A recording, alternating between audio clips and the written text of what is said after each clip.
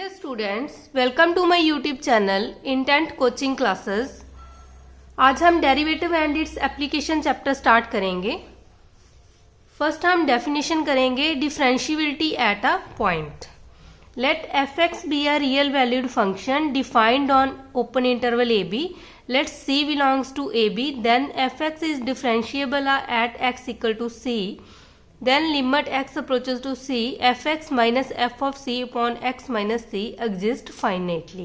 ठीक है, real valued function means हमारा जो फंक्शन है वो रियल वैल्यू होगी और फाइनाइट होगी। ठीक है, और हम ओपन इंटरवल पे हम उस किसी फंक्शन को डिफरेंशिएबल कब कहेंगे, जब उसमें से कोई भी पॉइंट, जैसे कि हमने एक लेट सी पॉइंट लिया है जो ए बी को बिलोंग करता है और सी पॉइंट पे वो फंक्शन डिफरेंशिएबल होगा अगर हमारे पास limit x approaches to c f of x minus f of c upon x minus c। इसका जो आंसर है वो इसकी लिमिट एग्जिस्ट करेगी और वो फाइनाइटली होगी। ठीक है, नेक्स्ट लेफ्ट हैंड डेरिवेटिव है, इसको हम एल एफ डैश सी से डिनोट करते हैं। Limit h approaches to 0 f c minus h minus f of c upon c minus h minus c। ठीक है, ये c और c कैंसिल होगी और हमारे पास बच गया limit h approaches to 0 f c minus h minus f of c upon minus h. तो ये हमारा लेफ्ट हैंड डेरिवेटिव है।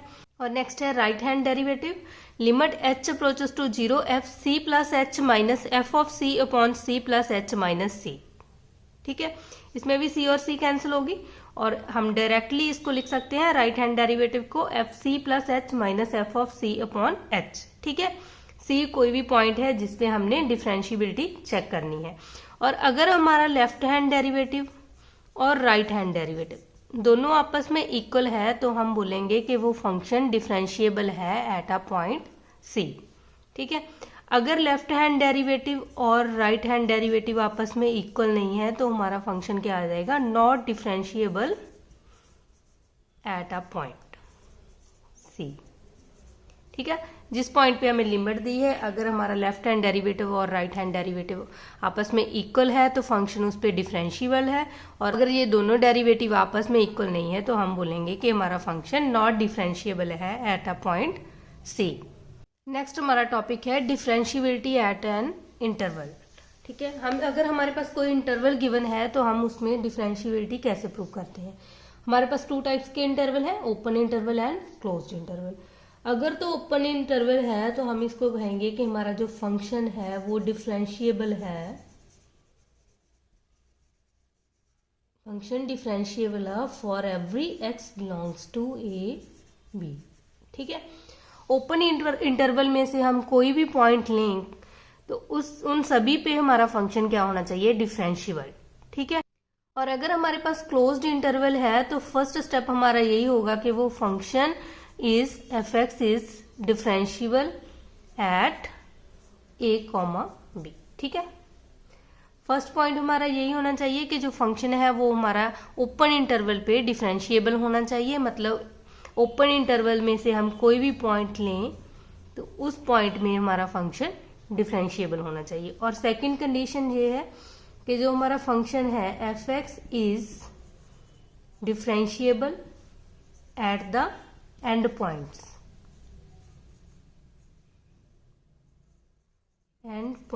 ए एंड बी। हमने ये चेक करना है कि अगर क्लोज्ड इंटरवल है तो जो एंड पॉइंट है ए और बी उनपे भी फंक्शन डिफरेंशिएबल होना चाहिए। ए पॉइंट पे हमारा फंक्शन राइट डिफरेंशिएबल होना चाहिए और बी पॉइंट पे हमारा फंक्शन लेफ्ट डिफरेंशिएबल होना चाहिए।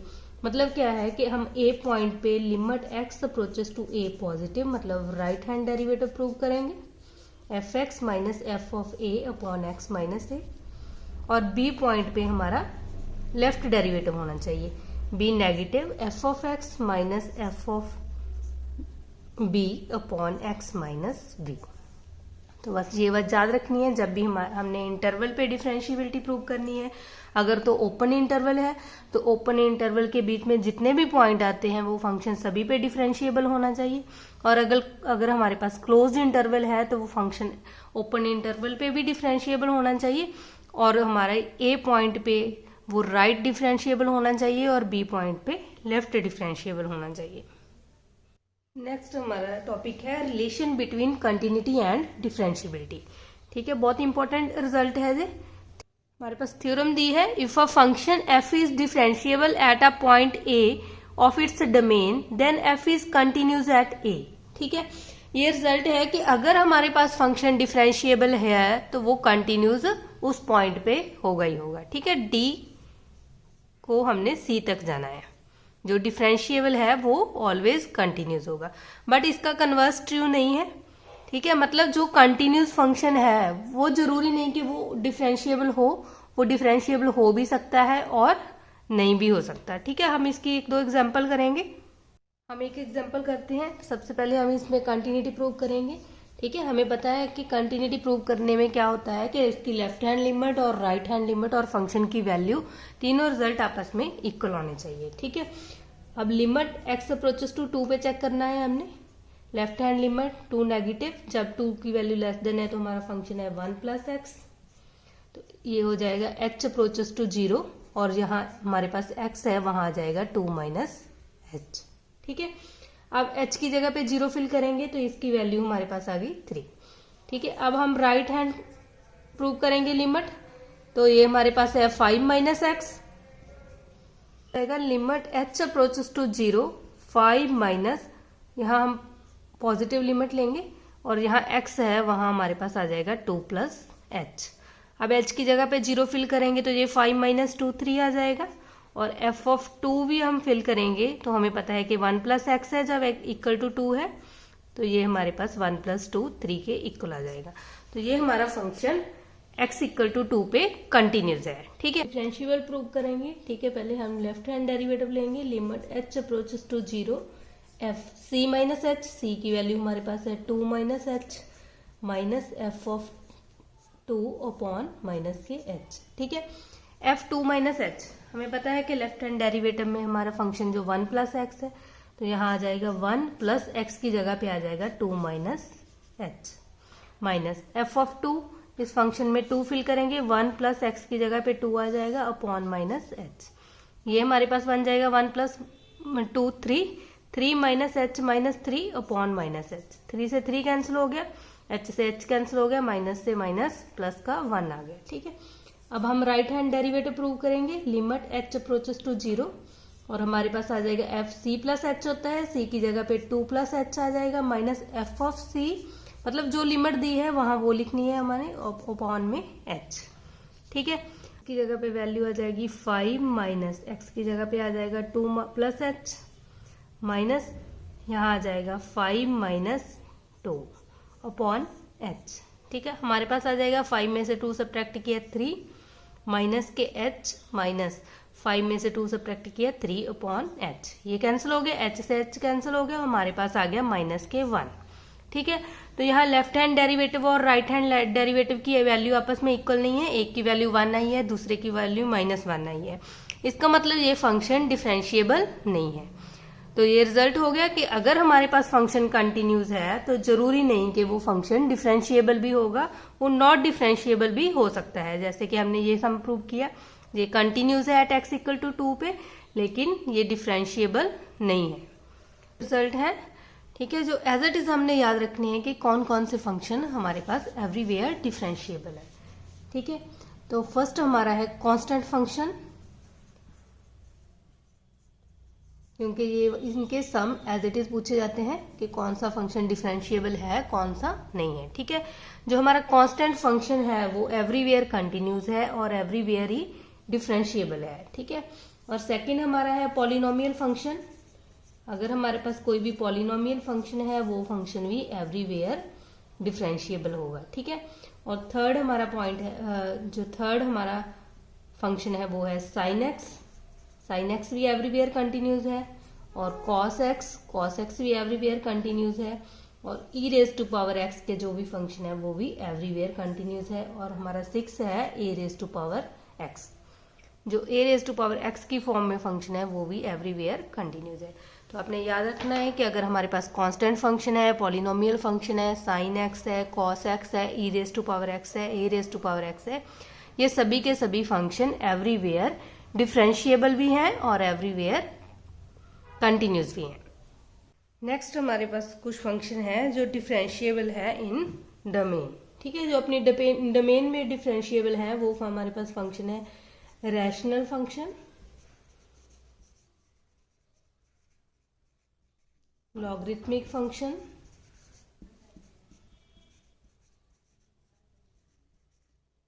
tan फंक्शन, ठीक है, tan x, cot x, similar secant x और cosecant x, ठीक है। ये फंक्शन अपनी डोमेन पे डिफरेंशिएबल है। नेक्स्ट हमारे पास है non differentiable at some point of domain, ठीक है। ये फंक्शन है कुछ पॉइंट पे ये नॉन डिफरेंशिएबल है, इनमें आ जाता है mod x, greatest integer x, root x और इस टाइप का ब्रेकअप टाइप का function c minus x, x less than c है, और c plus x, x greater than equal to c, ठीक है।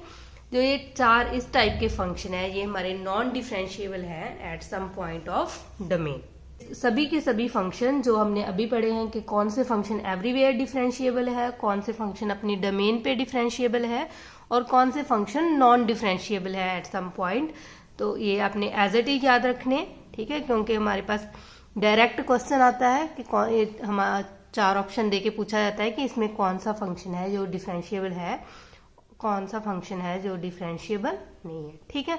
तो इसीलिए आपने इन सभी रिजल्ट को एज इट इज याद कर लेना है। अगर हमारे पास 2 डिफरेंशिएबल फंक्शन है और हमने उसका सम करना है, डिफरेंस करना है, प्रोडक्ट करनी है और कोशेंट करना है, ठीक है, डिवाइड करना है उनको, तो वो भी ऑलवेज डिफरेंशिएबल होगा, ठीक है। और सेम हमारा ये भी नोट याद रखना है कि अगर कंपोजिशन है of 2 differentiable function is always differentiable function, ठीक है। 2 फंक्शन की कंपोजिशन करेंगे तो अगर वो डिफरेंशिएबल है तो उनका रिजल्ट जो बनेगा वो भी डिफरेंशिएबल होगा। जैसे कि हमें पता है कि जो साइन एक्स और कॉस एक्स हैं ये दोनों फंक्शन एवरीवेयर डिफरेंशिएबल है।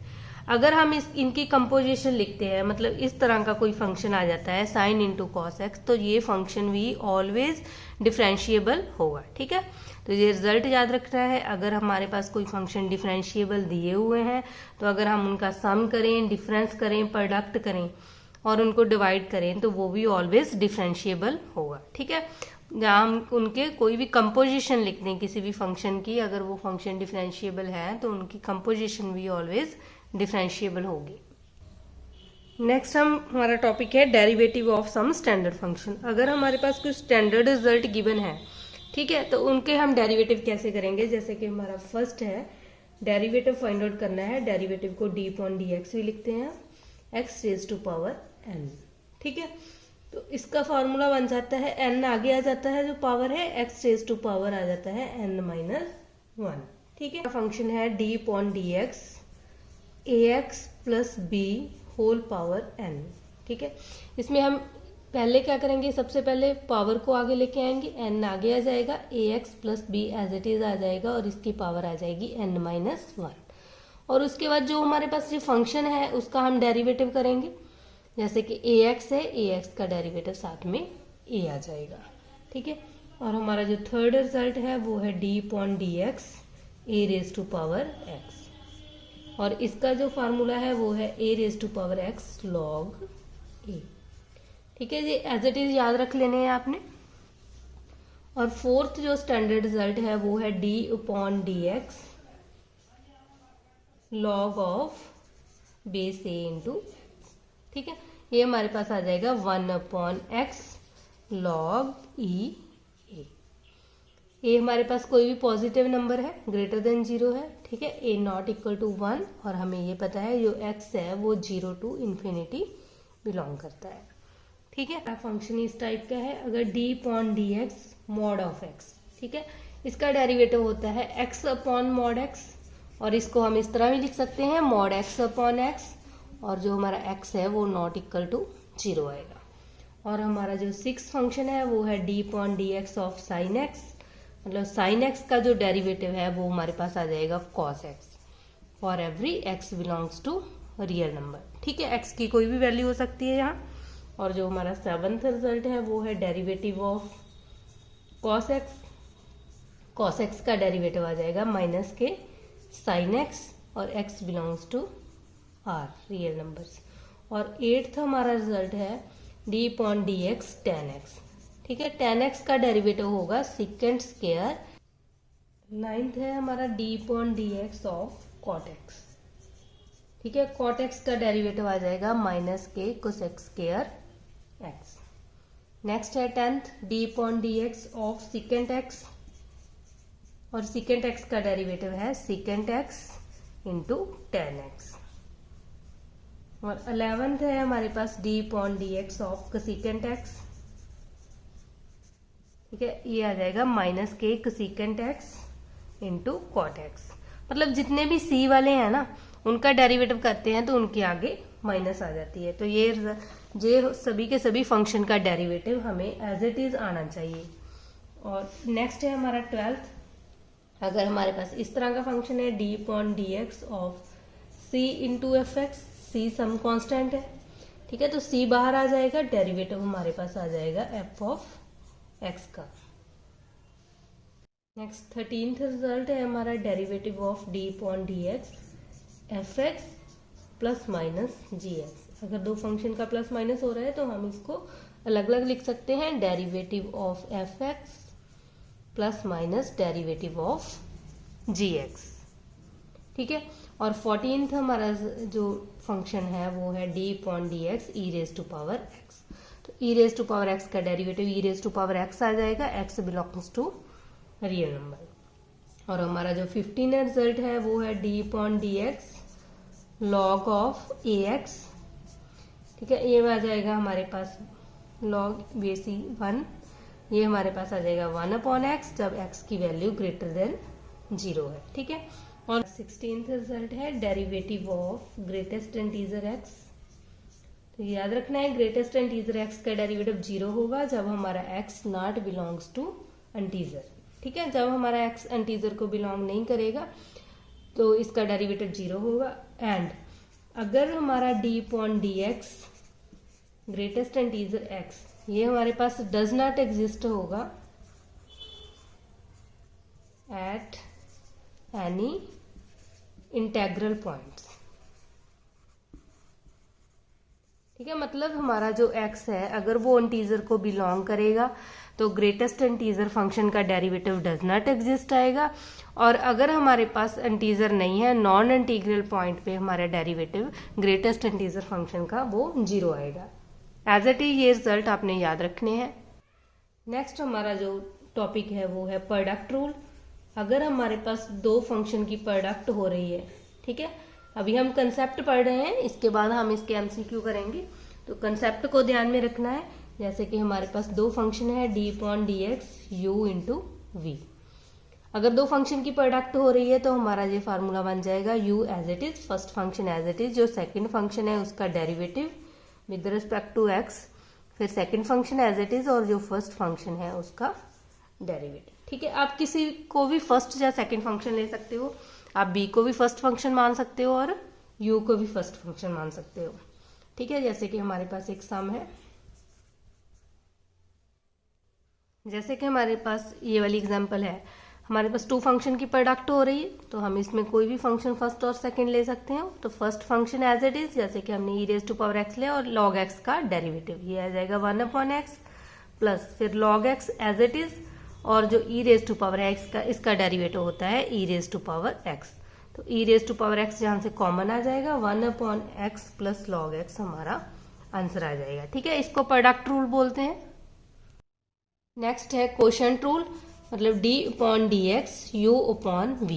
ठीक है, अगर हमारे पास इस तरह की फॉर्म आती है तो उसका फार्मूला होता है जो नीचे फंक्शन है b उसका स्क्वायर, b स्क्वायर, फिर b as it is derivative of u, जो ऊपर फंक्शन है उसका डेरिवेटिव, और माइनस का साइन आएगा u as it is derivative of b। ठीक है, इसकी भी हम एक एग्जांपल करते हैं। जैसे कि हमारे पास एक फंक्शन है e raise to power x upon 1 plus sine x। हमने इसका डेरिवेटिव करना है, हमें पता है कि ये दो फंक्शन है u/v की फॉर्म में बना हुआ है, तो इसको हम लिखेंगे जो हमारा नीचे फंक्शन है b उसका स्क्वायर और b function as it is और जो हमारा u फंक्शन है उसका डेरिवेटिव। ठीक है, e raise to power x का derivative e raise to power x ही आ जाएगा और यहाँ माइनस का साइन लगेगा। फिर e raise to power x as it is आ जाएगा और इसका डेरिवेटिव 1 का डेरिवेटिव 1 कांस्टेंट है 0 हो जाएगा और साइन एक्स का हमने अभी फॉर्मूला पढ़ा है, साइन एक्स का डेरिवेटिव आ जाएगा कॉस एक्स। ठीक है, अब इसको सिंप्लीफाई कर लेंगे। यहाँ से e raise to power x common आ जाएगा, हमारे पास आ गया 1 plus sine x minus cos x upon 1 plus sine x का होल स्क्वायर। ठीक है, अगर इस तरह के सम आते हैं तो हम उसमें क्वोशंट रूल अप्लाई करते हैं। अब हम एक दो एग्जांपल्स करेंगे इन्हीं फार्मूले के रिलेटेड। जैसे कि हमारा फर्स्ट सम है 2x² माइनस 1, इसका मॉड, इसको डिफरेंशियल करना है हमने विद रिस्पेक्ट टू x। तो हमने ये फार्मूला पढ़ा है कि मॉड x का डेरिवेटिव हमारे पास क्या होता है, x अपॉन मॉड x। ठीक है, जब मॉड x अपॉन x भी लिख सकते हैं इसको हम। फर्स्ट स्टेप यही आ गया। और साथ में क्या होगा, इस फंक्शन का डेरिवेटिव 2x² माइनस 1, तो ये हमारे पास आ जाएगा 2x² माइनस 1 अपॉन 2, इसका मॉड अपॉन 2x माइनस 1, इसका डेरिवेटिव आ जाएगा 2x² का आ जाएगा 4x, क्योंकि पावर आगे आ जाएगी, ऊपर एक पावर माइनस हो जाएगी, और 1 का जो डेरिवेटिव है वो हमारे पास 0 आ जाएगा। तो इसका आंसर हमारे पास आ गया 4x, 2x² माइनस 1 का मॉड अपॉन 2x² माइनस 1। ठीक है, और हमारे पास एक और एग्जांपल है, इसको हम कैसे करेंगे, देखो x raise to power n का फॉर्मूला हमने पढ़ा है कि जो पावर है वो आगे आ जाएगी 4, यहाँ आ जाएगा fx एज इट इज, और यहाँ पावर एक कम हो जाएगी, 4 से 1 सब्ट्रैक्ट किया 3, और साथ में डेरिवेटिव ऑफ fx हमारे पास है 4x³ माइनस 5x² प्लस 1। तो ये हमारे पास आ गया 4x³ minus 5x² plus 1 whole cube, और इसका डेरिवेटिव बन जाएगा 4 3 जा 12x² माइनस 5 2 जा 10x। ठीक है, तो ये हमारा आंसर आ गया। चाहते हो तो आगे सॉल्व कर सकते हो, 4x³ माइनस 5x² प्लस 1 का होल क्यूब, यहाँ से हम 2x कॉमन ले लेंगे, तो हमारे पास यहाँ आ जाएगा 6x माइनस 5। ठीक है, 6 2 जा 12x² माइनस 5 2 जा 10। अब इन दोनों की प्रोडक्ट हो जाएगी 4 2 जा 8x, 6x minus 5, 4x³ minus 5x² plus 1, इसका होल क्यूब। ठीक है, आज हमने डेरिवेटिव का कंसेप्ट है जो वो हाफ कर लिया है। आज के लिए हम इतना ही करेंगे। अगर आपको मेरी वीडियो पसंद आई है तो लाइक करना और अपने फ्रेंड्स के साथ शेयर भी करना। अगर आप मेरे चैनल पे नए आए हो तो चैनल को सब्सक्राइब करना मत भूलना।